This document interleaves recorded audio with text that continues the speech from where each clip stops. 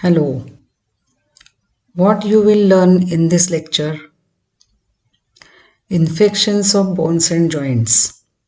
In this, you will learn osteomyelitis and arthritis, the pathophysiology of arthritis, causative factors, clinical presentation, lab and X-ray diagnosis, treatment and prevention of disability. Next part will be infections of skin and soft tissues. In that, you will learn acute pyogenic infections, structure of the skin, organisms causing skin and soft tissue infections, impetigo, bullous impetigo, furuncles, cellulitis, staphylococcal scalded skin syndrome, and common abscesses like dental, gluteal, cervical lymph node abscesses. In this lecture, we will learn infections of bones and joints. First, infections of the bones. The commonest infection is osteomyelitis. Osteomyelitis is the infection of the bone. It can be acute, subacute, or chronic. It can either be hematogenous in origin or exogenous in origin.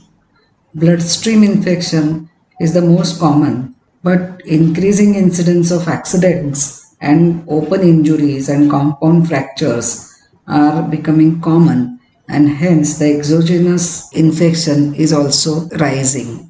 The common organisms responsible for acute osteomyelitis in children is Staphylococcus aureus. Occasionally, Streptococcus may be responsible for infection. E. coli and Clostridium welchi are found in cases where there are open injuries like in compound fractures. It is very important to know the cascade of events in osteomyelitis. Hematogenous osteomyelitis starts in the region of metaphysis of the long bones. A mild bacteremia usually precedes the actual onset of the disease in metaphysis.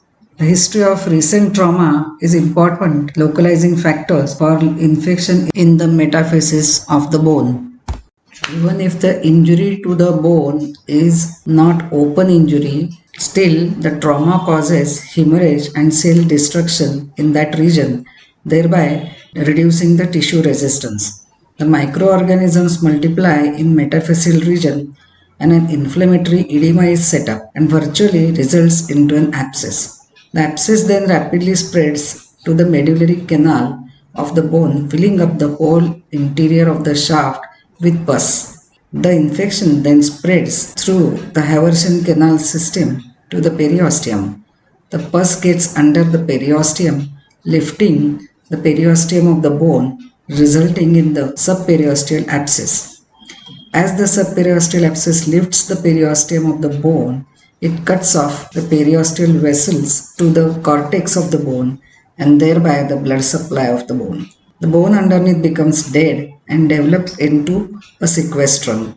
In children, the periosteum can get lifted easily, resulting in a large diaphyseal sequestrum, whereas in adults, the periosteum cannot get lifted easily and therefore the abscess bursts open outside, resulting in multiple discharging sinuses. New bone formation is seen outside the sequestrum. It is called as involucrum and it is underneath the elevated periosteum. The pus makes its way through the involucrum by the way of holes which are called as cloacae. You can visualize all these things in the slide. In situations where the metaphysis is intracapsular, that is upper end of femur, the abscess bursts open from the metaphysis directly into the joint, causing septic arthritis. In history, there could be a history of trauma or there could be primary infection of skin or throat leading to infection of the bone.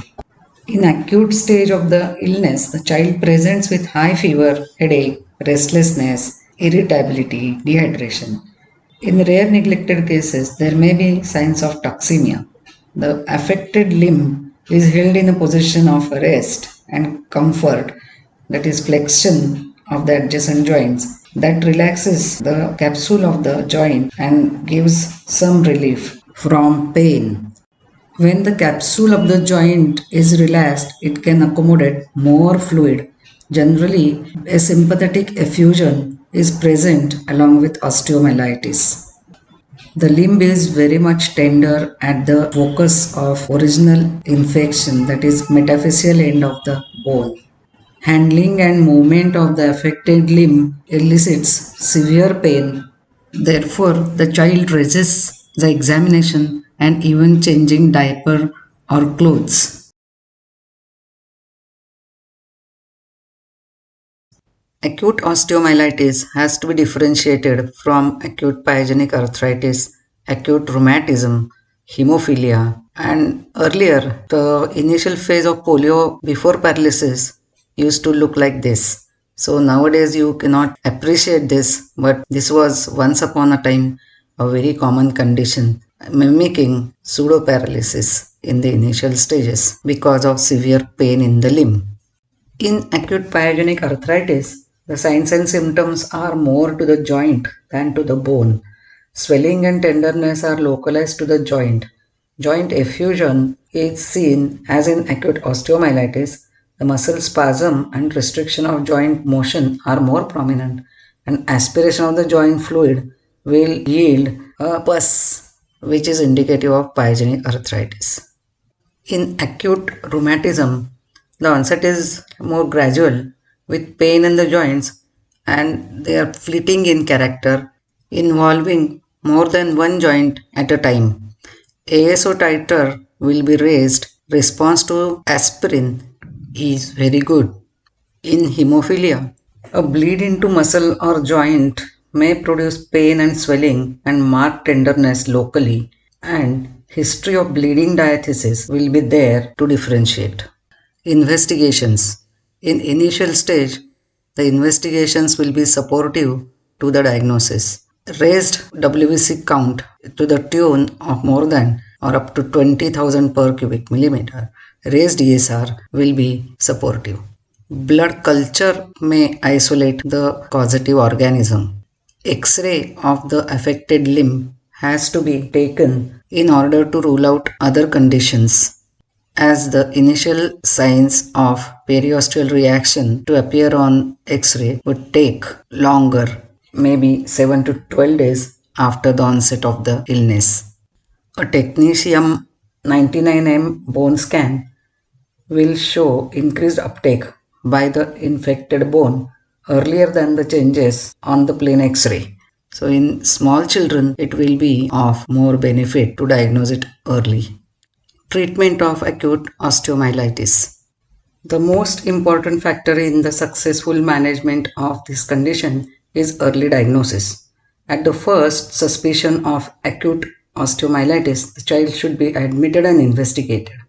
A blood culture is sent and empirically intravenous chemotherapy using ampicillin and cloxacillin is started. To broaden the spectrum, gentamicin is added. The antibiotics are changed if required according to culture and sensitivity report and clinical response. The limb is immobilized in plaster cast and rest is given. Site is examined every 6 hours for formation of abscess and increase in the swelling. Surgery is considered if there is no clinical response. In surgery, the abscess is drained by multiple holes in medullary cavity by drilling the bone. Immobilization and antibiotics are continued for a period of 3 to 6 weeks.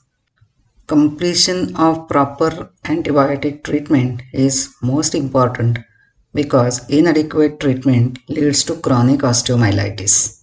The complications and differential diagnosis of acute osteomyelitis are chronic osteomyelitis and discharging sinuses, ankylosis of the adjacent joint, pathological fractures, deformity, and discrepancy of the limb length. Bone malignancies and tuberculous osteomyelitis should be kept in mind as differential diagnosis. Now, septic arthritis or pyogenic arthritis. Septic arthritis is caused by pyogenic organisms, mainly Staphylococcus aureus and Haemophilus influenzae. Sometimes Streptococcus pneumococcus, gonococcus, and meningococcus, E. coli, and salmonella in sickle cell anemia.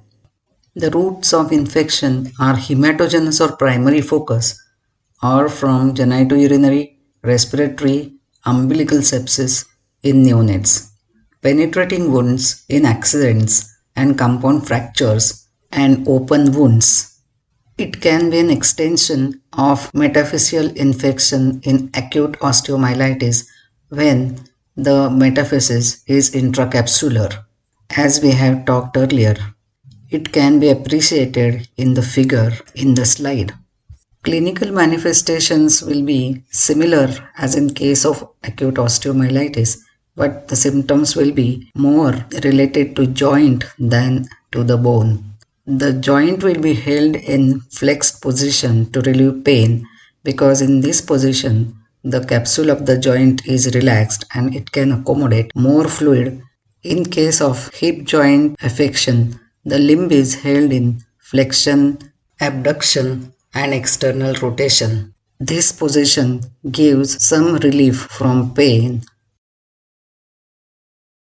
Investigations would show raised WBC count and ESR. The X-ray and ultrasound would show increased joint space. Fluid aspiration will give evidence of infection, and culture of the aspirated and drained fluid will show the causative organisms. The treatment of acute pyogenic arthritis is early immobilization and rest. Sometimes traction is also applied. The success of the treatment lies in early diagnosis, prompt and complete treatment with antibiotics, joint aspirations, drainage of pus, early mobilization, and physiotherapy. Dermatological problems are seen by general practitioners every day and comprise of almost quarter of the busy outpatient clinic. Most children present with skin disorders which can be easily diagnosed and treated. Here we are going to see some pyogenic infections of the skin in children.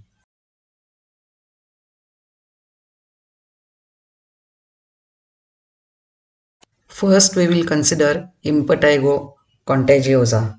It is a common contagious acute pyogenic infection which is at first may be vesicular and later gets crestated. It is superficial infection of the upper layers of the epidermis caused by Staphylococcus aureus or A beta hemolytic streptococci or both. Impetigo predominantly affects infants and preschool children and young adults during humid and hot seasons. Predisposing factors include crowded living conditions, poor hygiene, and neglected minor trauma. Sometimes lesions of eczema, scabies, or pediculosis can get infected, and it is important to ask the history of other household contacts and treat them at the same time in order to prevent the reinfections. In early stages, the lesions are thin-walled vesicles that rupture quickly, leaving wet erosions or drying up, forming golden-colored crusts which separates, leaving behind erythematous base which heals without scarring. The lesions are scattered and discrete, 1 to 3 centimeters in diameter, round or oval, and show central healing. There can be some large confluent lesions also. Satellite lesions result from auto-inoculation. The regional lymph nodes may be enlarged and tender. The face is the commonest site, but lesions also occur on the scalp, arms, legs, and buttocks. The lesions are pathognomonic. They don't really require any investigations. But if we do gram staining of the pus from the lesions, it will show gram positive cocci in clusters and chains. Most of the times, the lesions are superficial and local treatment suffices. But sometimes they are deep seated and local regional lymph node enlargement with fever requires systemic antibiotic therapy. Treatment. Systemic treatment is required even when only a few localized lesions are present. This helps combating colonization of anterior nares or nearby apparently healthy skin by staphylococci. Such colonization may lead to relapses or treatment failure if only topical antibiotics are used. The use of systemic antibiotics is also essential in cases caused by streptococci to prevent possible renal complications. Removal of the crusts is done by using warm water which is clean and it has to be soaked for a long time and crusts are to be removed so the concentration of topically applied antibiotic reaches the lesions. For topical application, mupirocin 2% or fusidic acid 2% cream is used. While treating infected scabies or infected pediculosis lesions, we need to treat the infection first and then the treatment for underlying scabies or pediculosis is done. This kind of infected scabies or infected pediculosis kind of lesions are more common in institutionalized children, so we need to treat all children at a time to prevent reinfection. Systemic antibiotic therapy is given by erythromycin 30 to 50 mg per kg per day in divided doses for 5 to 7 days or cloxacillin 25 to 50 mg per kg per day in divided doses for 5 to 7 days. When there is lymph node enlargement or involvement is seen, the treatment needs to be done for minimum 7 days. Next, we will consider bullous impetigo, also called as staphylococcal impetigo or impetigo neonatorum. It occurs as scattered thin-walled bulli arising in normal skin and containing clear yellow or slightly turbid fluid without surrounding erythema. You can appreciate this in the slide. Bullous impetigo occurs mainly in newborns and infants and young children. It may occur in epidemic form in infant nurseries. Phage 2 Staphylococcus, which produces an exotoxin, is the causative agent. Vesicles that rapidly progress to large, thin-roofed, flaccid bulli with little or no surrounding erythema are characteristic of this condition. The contents of the bulli are initially clear, later they become turbid. After they rupture, they form brownish crusts.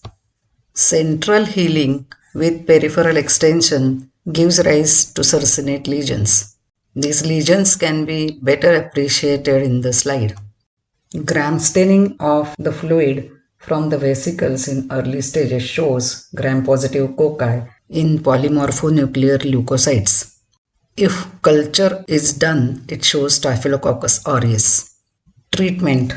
Sparkling cleanliness with local and general hygiene is important in the management. Mupirocin 2% ointment is effective in the treatment of bullous impetigo and should be applied to the lesions and to the nostrils. Fusidic acid 2% cream can also be used. Standard treatment, however, is administration of systemic antibiotics as in case of impetigo. Cellulitis. Cellulitis is an acute spreading infection of dermal and subcutaneous tissues. It is characterized by red hot tender areas of the skin, often at the site of bacterial entry, caused most frequently by group A beta hemolytic streptococci or Staphylococcus aureus. In older children, it can be Haemophilus influenzae also. Risk factors include presence of diabetes mellitus, hematological malignancies, IV drug use, chronic lymphedema, immunocompromised states, and pre-existing skin conditions. The incubation period is few days. A prodrome occurs less often than commonly thought. Patient may have malaise and anorexia. Fever and chills can develop rapidly before cellulitis is set in. High fever and chills are usually associated with streptococcal infection. Lower fever is usually associated with staphylococcal infection. Immunocompromised children are susceptible to pathogens of even low pathogenicity. The organisms get entry through breaks in the skin, ulcers, and chronic dermatosis. The typical lesion is a plaque, red, hot, edematous, and very tender area of skin of varying sizes. Borders are usually poorly defined, irregular, and slightly elevated. Bluish purple color is seen with Haemophilus influenzae. Vesicles, bully, erosions, abscesses, hemorrhage, and necrosis may form in the plaque. Lymphangitis may occur. Cellulitis may also occur on trunk at operative wound sites. In children, the cheek, periorbital area, head, neck are most common sites. Haemophilus influenzae is usually the causative organism. On extremities, cellulitis is usually caused by Staphylococcus aureus and group A streptococci. Regional lymph nodes are usually enlarged and tender. Laboratory investigations show raised WBC count and raised ESR. Rarely, cultures are done, but they are positive only in 25% of the cases. Material for culture is obtained from primary lesion or aspirate or biopsy of leading age of the inflammation. Treatment of cellulitis. For mild or early cellulitis, if staphylococci are suspected, then oral cloxacillin in dose of 50 to 100 milligrams per kg per day or erythromycin 30 to 40 milligram per kg per day is given for 5 to 7 days. Patients with more severe infection are admitted and intravenous ampicillin, cloxacillin and vancomycin are given. Furuncles. A furuncle, also called as acute deep folliculitis or boil, it is an acute deep-seated, red-hot, very tender inflammatory nodule that evolves from staphylococcal folliculitis. A carbuncle is conglomeration of multiple furuncles. Furuncles occur in children and adolescents. The predisposing factors are obesity, excessive sweating, bactericidal defects, malnutrition, diabetes, and chronic staphylococcal carrier state. Carbuncles may complicate existing scabies, pediculosis, and abrasions. The lesions occur only where there are hair follicles and in areas subject to friction and sweating, that is, nose, neck, face, axillae, and buttocks, and scalp. A furuncle appears as a bright red, tender, indurated, round follicular nodule evolving into fluctuant abscess with central suppuration and necrotic plug.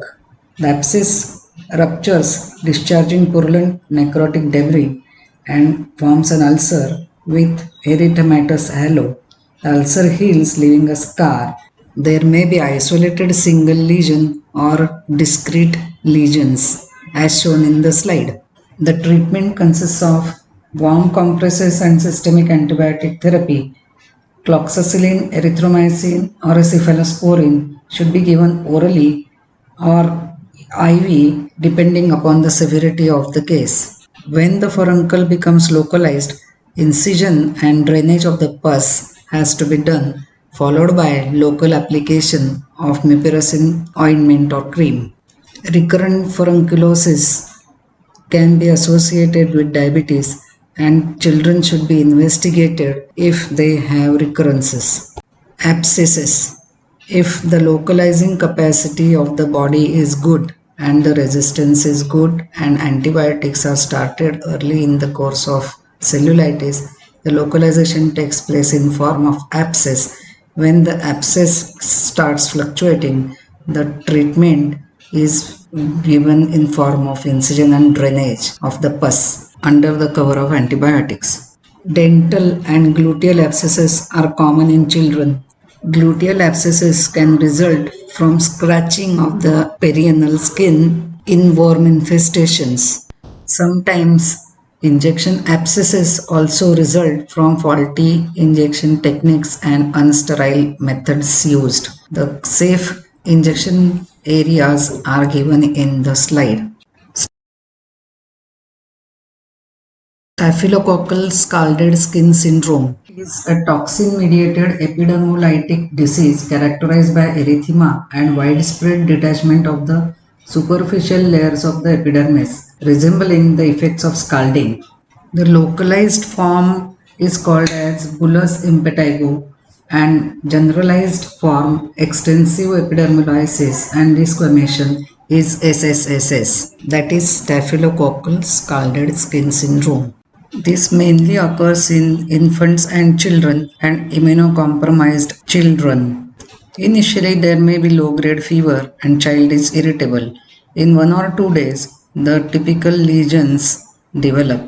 There is initial erythema followed by sloughing of the epidermis. Positive Nikolsky sign, that is, separation of the epidermis with light lateral pressure, is positive. Mucous membranes are not involved. Treatment. The treatment involves care of the skin lesions and antibiotic therapy. As there is extensive sloughing, the skin care demands more attention. If the involvement is mild and parents are reliable, then the child can be managed at home under doctor's supervision. Oral cloxacillin in dose of 30 to 50 mg per kg per day can be given, and local skin care can be done with application of mupirocin 2% cream. Antipyretics and painkillers can be given as supportive treatment. But for small children and extensive lesions, the child needs to be hospitalized for intravenous antibiotic therapy and meticulous skin care. The good thing about this skin condition is healing is without scarring. Support to the family counseling is most important. Prognosis of this condition is not as bad as it looks, so it is quite rewarding to treat such patients. There is one more condition which mimics bullous impetigo in form of extensive lesions and repeated episodes. If such condition is confronted, this child could be one of the genetic disorders epidermolysis bullosa. These patients should be referred to the specialists. In summary, infections of skin are common in children. They are communicable. They need treatment with local or systemic antibiotics. Skin hygiene is important for prevention. Watch out for diabetes, immunocompromisation when they are recurrent and lymph node abscesses are there. Safe injection practices can prevent injection abscesses. Dental hygiene and prevention of caries should be remembered for prevention of dental abscesses. Thank you. Please let us know your feedback.